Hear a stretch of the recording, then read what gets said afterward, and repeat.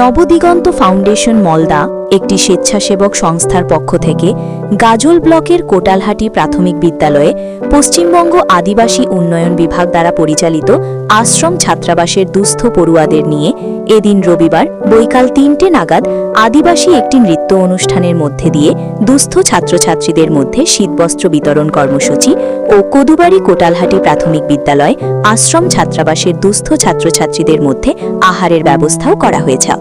Nabadiganta foundation মলদা স্বেচ্ছাসেবক সংস্থার পক্ষ থেকে জানিয়েছেন, তাদের এই ধরনের স্বেচ্ছাসেবক কর্মসূচি বছর ধরে করে থাকেন এবং দুস্থ মানুষদের পাশে দাঁড়িয়ে তাদের মুখের হাসি ফোটানোর উদ্দেশ্যে এমনই কর্মসূচি করে চলেছেন বলে জানিয়েছেন সংস্থার পক্ষ থেকে।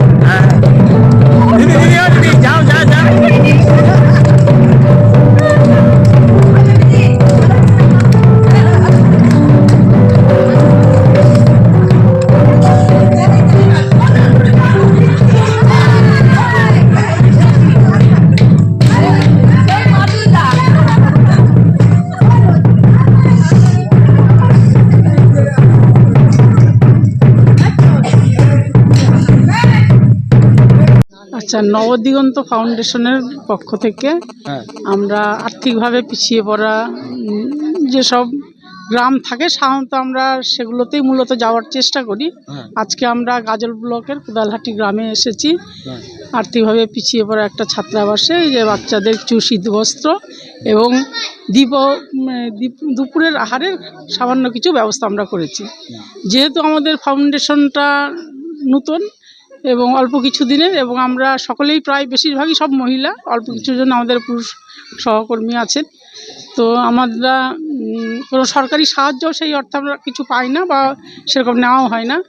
আমরা মূলত আমরা নিজেরাই যেটুকু চেষ্টা করি এবং আমাদের সহযোগী কিছু পাড়া প্রতিবেশী বন্ধু ভাই যারা আছেন, যাদেরকে আমরা হয়তো কিছু সাহায্য করার জন্য হয়তো কিছু করি, আবদার করি, তারা হয়তো কিছু সাহায্য টাহায্য করেন। এই নিয়ে আমরা আমাদের খুব সামান্য আর্থিক ক্ষমতার মধ্যে আমরা চেষ্টা করে যাই যে পশ্চিমবাংলার তো অনেক পিছিয়ে পড়া গ্রাম আছে, আমাদের পক্ষে তো সবটা সম্ভব না। আমাদের সীমিত ক্ষমতার মধ্যে আমরা যতটুকু পারি সাহায্য করার চেষ্টা করি এবং সারা বছর আমরা যেমন বৃক্ষরোপণ করার চেষ্টা করি এবং সেগুলো দেখাশোনারও চেষ্টা করি।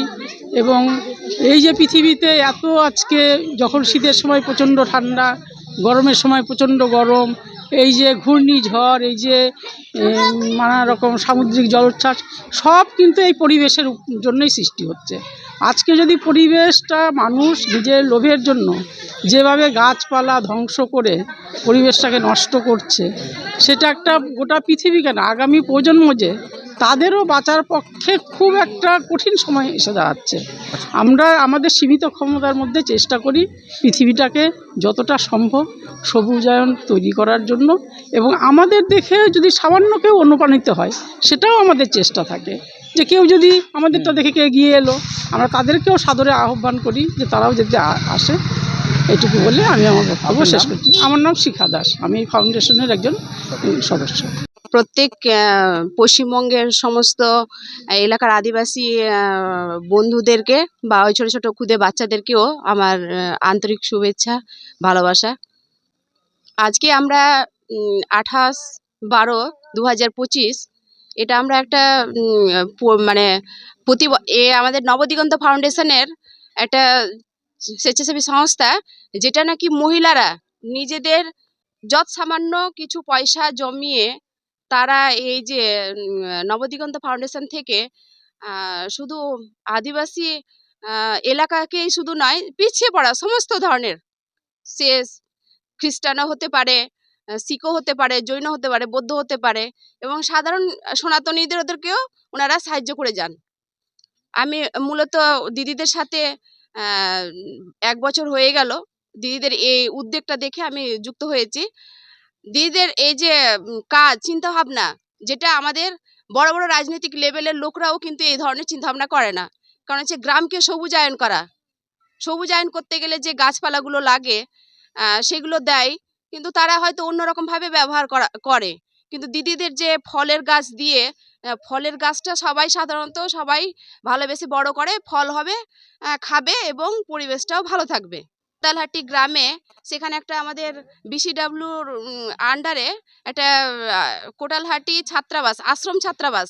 সেই আশ্রম ছাত্রাবাসে কিছু ছেলেপিলে ছোট মানে ক্লাস 2 থেকে 4 পর্যন্ত যেসব বাচ্চারা রয়েছেন তাদের কাছে একটু শীতবস্ত্র বিতরণ করার জন্য, তুলে দেওয়ার জন্য আর কি। আমি গাঙ্গুলি সরকার, নবদিগন্ত ফাউন্ডেশনের সদস্য।